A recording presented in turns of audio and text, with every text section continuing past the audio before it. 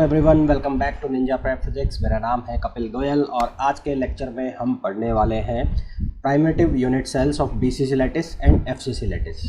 इसके पहले वाले लेक्चर में हमने पढ़ा था कुछ जो सिंपल क्यूबिक स्ट्रक्चर होते हैं या जो क्यूबिक स्ट्रक्चर होते हैं उनके अंदर हमने पढ़ा था जो सिंपल क्यूबिक है उसका वॉल्यूम क्या होगा, उसके प्राइमिटिव वेक्टर्स क्या होंगे, उसका जो पीएफ है यानी कि पैकिंग फ्रैक्शन है वो क्या होगा। बीसीसी के लिए हमने पढ़ा था, एफसीसी के लिए हमने पढ़ा था।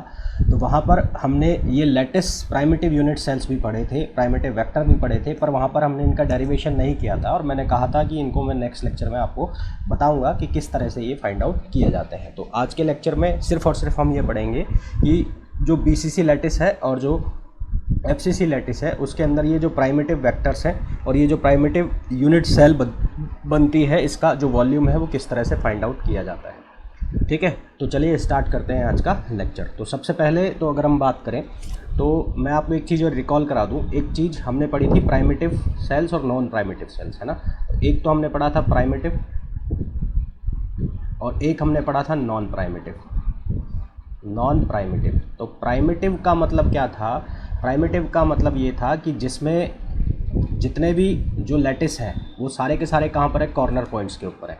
जितने भी जो लैटिस हैं वो सारे के सारे कहाँ हैं? कॉर्नर पॉइंट्स के ऊपर है। यानी कि अगर इस तरह से होता था तो उसको हम बोलते थे प्राइमिटिव सेल।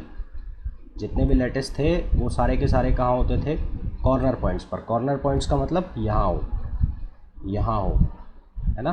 तो उसको हम क्या नाम देते थे? प्राइमिटिव सेल नाम देते थे।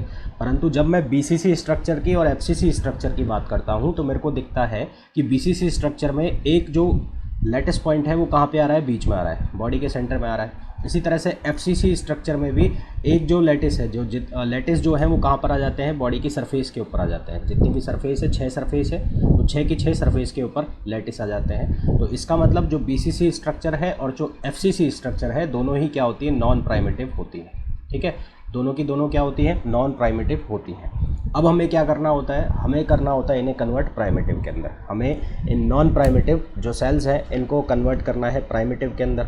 क्यों करना है? क्योंकि आगे जाके हमें इसके यूज़ करने हैं। यूज़ किस में करना है? हमें ये चीज़ें यूज़ करनी है जब हम पढ़ेंगे रेसिप्रोकेटिंग थ्योरम्स वगैरह हम पढ़ेंगे तो वहाँ पर हमें इन चीज़ों का यूज़ करना है। तो इसलिए हम क्या करते हैं, इनको हम प्राइमिटिव को नॉन प्राइमिटिव में कन्वर्ट करते हैं।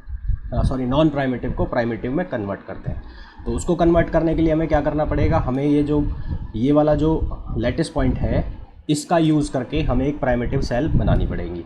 तो वो कैसे बनाएंगे उसको हम देख लेते हैं। पहले ये डायग्राम देखो, यहाँ पर इस तरह का एक क्यूब दिखाया है, ये क्यूब है। इस क्यूब के साथ एसोसिएट 2 क्यूब दिखाए हैं, एक इसके ऊपर है और एक इसके नीचे है।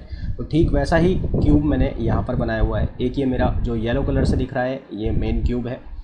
इस क्यूब के राइट साइड में मैंने एक क्यूब बना दिया, ये जो ब्लू कलर से दिख रहा है राइट साइड में। इसके ऊपर ग्रीन कलर से एक मैंने क्यूब बना दिया और इसके फ्रंट में एक मैंने क्यूब बना दिया। इसके फ्रंट में एक क्यूब बना दिया मैंने, जो कि इसके फ्रंट में मैंने क्यूब बना दिया जो कि वाइट कलर से दिख रहा है। ठीक है, मेरे को क्या करना है? मेरे को ये जो सेंटर वाला पॉइंट था, जो सेंटर वाला लैटिस पॉइंट था, इसको एक प्राइमिटिव सेल में कन्वर्ट करना है। तो उसके लिए मैंने क्या किया, मैंने ये जो येलो कलर के क्यूब में जो मेरा मेन क्यूब था इसके सेंटर में जो लैटिस पॉइंट रखा था उसको मैंने कॉर्नर वाले लैटिस पॉइंट से कनेक्ट कर दिया। यहाँ से ये दिख रहा है, इसको मैंने यहाँ से कनेक्ट किया, इसी तरह से यहाँ से और यहाँ से इसी तरह से यहाँ से। और इन वेक्टर्स को मैंने नाम दे दिया। इसको नाम दिया मैंने A1, ये वाली साइड को। इस वाले को नाम दिया मैंने A2 और इस वाले को नाम दे दिया मैंने A3। ठीक है, यहाँ तक कोई बहुत बड़ा काम हमने नहीं किया है, समझ में आ गया होगा। अब मेरे को क्या करना है, इसको कनेक्ट करते हुए, इन सभी को कनेक्ट करते हुए मेरे को क्या बनाना है? एक क्यूब बनाना है, जिससे कि मेरा एक सेल बन जाएगा जो कि कौन सा होगा? Primitive cell. तो इसलिए मैंने क्या किया, इसके राइट साइड में एक मैंने क्यूब बनाया बीसीसी स्ट्रक्चर का, जिसके सेंटर में क्यूब, जिसमें सेंटर में लैटिस है। तो इसके सेंटर में लैटिस है तो इसके सेंटर वाले लैटिस को मैंने देखो यहाँ से जिस तरह से कनेक्ट हो रहा है ऐसे कनेक्ट करा दिया सेम। ठीक, ऐसे ही कनेक्ट करा दिया, ये कनेक्ट करा दिया यहाँ से और इसको कनेक्ट करा दिया यहाँ से। यहाँ पर भी ऐसे कनेक्ट हो रहा है, यहाँ पर भी ऐसे कनेक्ट हो रहा है। ठीक है, और ये वाले पॉइंट को इससे कनेक्ट करा दिया, ये कनेक्ट करा दिया मैंने यहाँ से इस तरह से। ठीक, उसके बाद मैंने क्या किया, ये वाला जो पॉइंट है ये यहाँ से जो कनेक्ट हुआ था ये वाला, अब ये ऊपर वाला जो है क्यूब, इसके सेंटर पॉइंट से इसको कनेक्ट कराया इस तरह से और इसको यहाँ से कनेक्ट कराया इस वेक्टर से। ठीक है, यहाँ तक हो गया।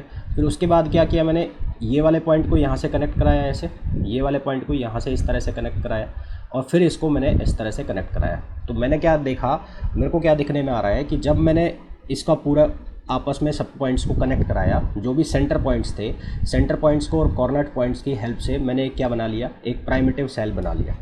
अब ये जितने भी बॉडी सेंटर पॉइंट थे, बॉडी के सेंटर पे जो पॉइंट थे, अब ये क्या हो गए, एक प्राइमिटिव सेल में कन्वर्ट हो गए।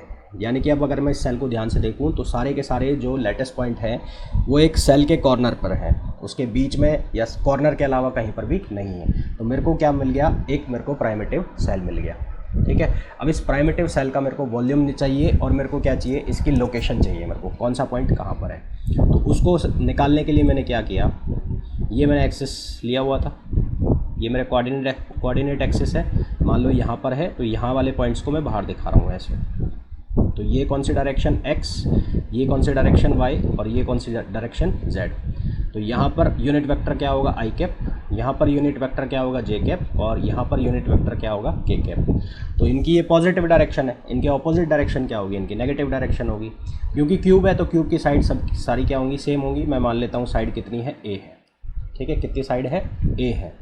अब मेरे को यहाँ तक पहुँचना है, या पीछे वाली लोकेशन तक पहुँचना है, इस पॉइंट तक पहुँचना है। मेरे को a1 वेक्टर चाहिए, a1 वेक्टर कहाँ पर होगा। तो a1 वेक्टर निकालने के लिए मेरे को क्या करना पड़ेगा, ध्यान से समझना इस चीज़ को। a1 वेक्टर निकालने के लिए मैं यहाँ हूँ, मैं सेंटर पॉइंट पर हूँ, तो यहाँ से मेरे को किधर की तरफ जाना पड़ेगा, पीछे की तरफ। पहले पीछे की तरफ जाना पड़ेगा क्योंकि मैं सेंटर में बैठा हूँ अभी।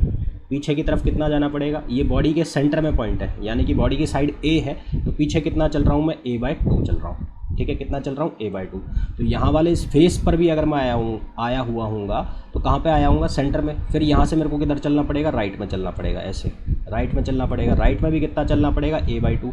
और मैं कौन सी डायरेक्शन में चल रहा हूँ, y में। यहाँ कौन सी में चला था, -x में। यहाँ किस में चल रहा हूँ, y में। फिर मेरे को ऊपर की तरफ चलना पड़ेगा, ऊपर की तरफ कितना चलना पड़ेगा, a/2। तो मेरे को a1 पॉइंट तक पहुँचने के लिए, यानी कि a1 वेक्टर बनाने के लिए मेरे को पहले पीछे चलना पड़ा। कितना पीछे चलना पड़ा, a/2। तो उसको लिखूँगा मैं -a/2 i कैप। फिर मेरे को राइट साइड में चलना पड़ा, पॉजिटिव साइड, तो a/2 j कैप। फिर मेरे को अपर साइड में ऊपर की तरफ चलना पड़ा, तो a/2 k कैप। तो अगर मैं ध्यान से देखूं तो मेरा जो a1 वेक्टर है वो क्या बना, वो बना a/2 -i cap plus j cap और प्लस k कैप। ठीक है, ये वैल्यू आ गई किसकी, a1 वेक्टर की। इसी तरह से अगर हम वैल्यू निकालें a2 वेक्टर, तो a2 वेक्टर की वैल्यू, a2 के लिए यहाँ आना पड़ेगा। तो यहाँ आने के लिए क्या करना पड़ेगा, यहाँ सेंटर में बैठे हो, सेंटर में बैठे हो तो पहले इधर जाना पड़ेगा, नेगेटिव y में। नेगेटिव y में जाओगे, कितना जाओगे, -a/2। फिर किधर आना पड़ेगा, पॉजिटिव a/2 x डायरेक्शन में, पॉजिटिव a/2 x डायरेक्शन में आओगे। फिर किधर जाओगे, प्लस a/2 z डायरेक्शन में। तो यहाँ पर जो वेक्टर बनेगा वो क्या बनेगा, पहले कहाँ है, i में तो चले पॉजिटिव और y में चले नेगेटिव और z में चले पॉजिटिव। तो ये आ गया i cap minus j cap plus k cap. तो यहाँ पर पहले हो गया -i, फिर हो गया -j। तो ऑब्वियस सी बात है, तीसरा जब बनाओगे तो तीसरा क्या बनेगा, माइनस का क्या आ जाएगा, k आ जाएगा। तो a3 जो वेक्टर बनेगा वो क्या बनेगा, a/2 i cap plus j cap minus k cap. ठीक है, तो ये क्या बन गया, ये पैरेललोपाइड बन गया। तो इसका अगर हम वॉल्यूम निकालते हैं तो इसका जो वॉल्यूम आएगा, अब ये जो प्राइमिटिव सेल बना है इसका अगर हम वॉल्यूम निकालते हैं तो वॉल्यूम कैसे निकालेंगे। ठीक है, वॉल्यूम निकालते हैं तो volume of primitive cell of BCC lattice, तो इसका वॉल्यूम कैसे निकालेंगे, वॉल्यूम का formula a1 vector dot a2 vector cross a3 vector, ऐसे निकाल लिया हमने। तो यहाँ पर इसको हम डिटर्मिनेंट से निकाल सकते हैं, यानी कि पहले वाले में -i था तो a/2 माइनस का, यहाँ पर प्लस और यहाँ पर प्लस, फिर a/2 यहाँ पर -a/2, यहाँ पर प्लस a/2, फिर a/2 यहाँ पर -a/2। इसको सॉल्व करेंगे तो हमारे पास जो आंसर आएगा वो कितना आएगा, a³/2। और a³ जो है वो किसका वॉल्यूम था, वो वॉल्यूम था वॉल्यूम ऑफ क्यूब। वो किसका वॉल्यूम था, वॉल्यूम ऑफ क्यूब। तो ये कितना आ गया, Vc/2। ठीक है, कितना आ गया, Vc/2। अच्छा, अब अगर कभी कोई हमसे पूछ ले a1 a2 और a3 की वैल्यू क्या होगी, तो a1 a2 a3 जो है वो क्यूब के बॉडी डायगोनल पर है। तो बॉडी डायगोनल पर है मतलब a1 बराबर a2 बराबर A3, इन तीनों की वैल्यू कितनी होगी? वैल्यू होगी √3/2a। कितनी होगी? √3/2a। भाई ये बॉडी डायगोनल होता है ना, ऐसे निकालते हो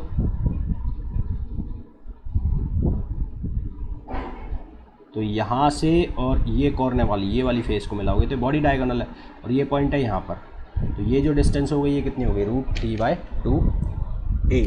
तो इसलिए हमने इसको कितना लिखा? √3/2a। ठीक है, तो ये तो बात हो गई किसकी? BCC की। और होपफुली ये पूरा समझ में आ गया होगा। आपको क्या करना है, आपको एग्ज़ाम में ये डराइव तो करना नहीं है, आपको याद रखना है, और एक बार इसको समझोगे तो ये अच्छे से आपको दिमाग में बैठ जाएगा चीज़ कि ये कैसे आ रहा है। ठीक है, बहुत ज़्यादा टफ़ नहीं है, दिखने में लगता है कि बहुत टफ़ है पर ऐसा कुछ है नहीं इसमें। नेक्स्ट बात करते हैं FCC।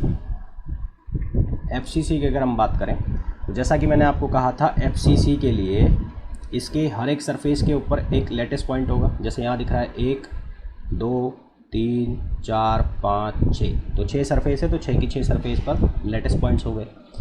तो ये भी कौन सी है? नॉन प्राइमेटिव है। कौन सी है? Non primitive.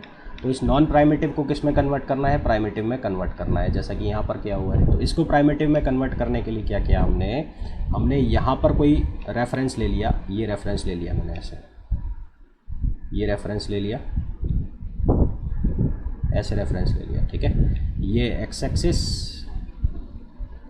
ये कौन सा एक्सिस हो गया? एक्स, ये हो गया वाई, और ये हो गया जेड। मैंने क्या किया, यहाँ से इस पॉइंट को मिला दिया, यहाँ इस पॉइंट से मैंने इस पॉइंट को मिलाया सबसे पहले, और ये वाला जो पॉइंट है 2 नंबर पे, फिर इसको मिला दिया ऐसे, और फिर इस जो 4 नंबर पे पॉइंट है इसको मिला दिया, और इनको मैंने नाम दे दिए A1 A2 और A3। ठीक है, A1 A2 और A3, ऐसे मैंने इनको नाम दे दिए। फिर मैंने क्या किया, इनको आपस में कनेक्ट कराया, जितने भी पॉइंट्स थे इनको आपस में कनेक्ट कराया, यानी कि ये वाली सरफेस का पॉइंट इससे, इसका इससे, तो ये सबको जब मैंने कनेक्ट कराया तो मेरे को क्या मिला? एक क्यूब मिल गया अंदर। क्या मिल गया? एक क्यूब मिल गया। ठीक है, तो अब इस क्यूब के लिए मेरे को A1 वेक्टर, A2 वेक्टर और A3 वेक्टर की वैल्यू चाहिए। तो मैंने कहा कि सबसे पहले मैं A1 वेक्टर की अगर बात करूँ, ये A1 वेक्टर है, तो इस A1 वेक्टर के लिए पहले मैं ऐसे चला A/2, ऐसे चला, कौन सी डायरेक्शन में? X में। फिर मैं Y पॉजिटिव चला, कितना? A/2, ऐसे चल के आया। तो यानी कि A1 वेक्टर जो मेरा बना वो किससे बना? A/2। पहले मैं चला I में, फिर मैं चला J में। इसी तरह से A2 निकाला जब मैंने, तो A2 निकालने के लिए पहले मैं चला X, फिर चला मैं K।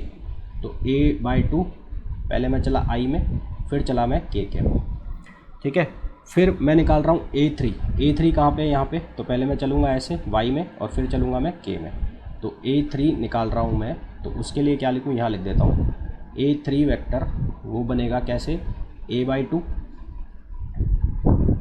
पहले मैं चला J में और फिर मैं चला K में। तो ये तो बहुत आसान है, ये BCC का फिर भी टफ पड़ता है, ये तो बहुत आसान है। तो यहाँ ये मेरे पास क्या आ गए? तीनों वेक्टर्स की वैल्यू आ गई। ठीक है, अगर हमें पूछे A1 A2 A3 किसके बराबर होगा, तो अगर मेरे को एक सरफेस जो दिख रही है वो किसके बराबर दिखेगी? कि स्क्वायर के बराबर दिखेगी। तो स्क्वायर का जो डायगोनल होगा, अगर स्क्वायर की साइड A है तो स्क्वायर का डायगोनल कितना होता है? A√2 होता है। तो A√2 का आधा करो, तो A√2 का आधा कितना होगा? A/√2।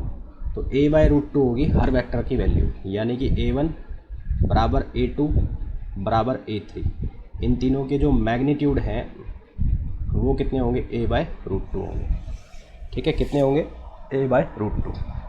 अब चाहिए हमें जो ये प्राइमेटिव सेल बनाया है इसका वॉल्यूम निकालना है। तो इसका वॉल्यूम कैसे निकालेंगे? तो volume of primitive cell, volume of primitive cell. तो प्राइमेटिव सेल का अगर हमें वॉल्यूम निकालना है तो फॉर्मूला वही, क्या? A1 vector dot A2 vector cross A3। तो इनकी वैल्यू सब्स्टिट्यूट करें, तो वैल्यूज़ अगर सब्स्टिट्यूट करेंगे तो हमारे पास जो आंसर आएगा, मैं डायरेक्ट लिख रहा हूँ A3/4 आएगा। वहाँ पर कितना आया था BCC में? A3/2, यहाँ पर आएगा A3/4। हम जानते हैं कि A³ जो है वो क्यूब का वॉल्यूम था, तो यहाँ पर जो प्राइमेटिव वेक्टर है, या इसको ऐसे VP भी लिख सकते हैं, तो इसका वॉल्यूम कितना हो गया? VC/4। वहाँ आया था VC/2, यहाँ आया है VC/4। तो इस तरह से हम प्राइमेटिव वेक्टर्स निकालते हैं और प्राइमेटिव वॉल्यूम। मेन तो क्या होता है? Primitive vectors. ये वेक्टर्स कई बार आपसे पूछ लिए जाते हैं, तो इनको बहुत आसानी से हम इस तरह से निकाल सकते हैं। एफसीसी का आसान पड़ता है कंपैरिजन टू किसके, बीसीसी के, और इनको रटने की ज़रूरत नहीं है। एक दो बार ये जो क्यूब्स हैं इनकी प्रैक्टिस करोगे तो इजीली ये कॉन्सेप्ट समझ में आ जाएगा कि किस तरह से इनको बनाया जा रहा है। तो होपफुली ये जो कॉन्सेप्ट है प्राइमिटिव वेक्टर्स का, प्राइमिटिव यूनिट सेल के वॉल्यूम का, आप लोगों को बहुत अच्छे से क्लियर हो गया होगा। इसके नेक्स्ट लेक्चर में हम लोग क्वेश्चंस करेंगे, जितने भी हमने ये फार्मूलाज पढ़े इनके पैकिंग फ्रैक्शन के, इनके वॉल्यूम के, इनके वेक्टर्स के, है ना। तो नेक्स्ट लेक्चर में हम क्वेश्चंस करेंगे कि किस तरह के क्वेश्चंस पूछे जाते हैं गेट एग्ज़ाम में या CSIR एग्ज़ाम में, है ना, या फिर जो जैम एग्ज़ाम है उसमें किस तरह के क्वेश्चंस इनसे पूछे जाते हैं। नेक्स्ट लेक्चर में, till then thank you, bye bye.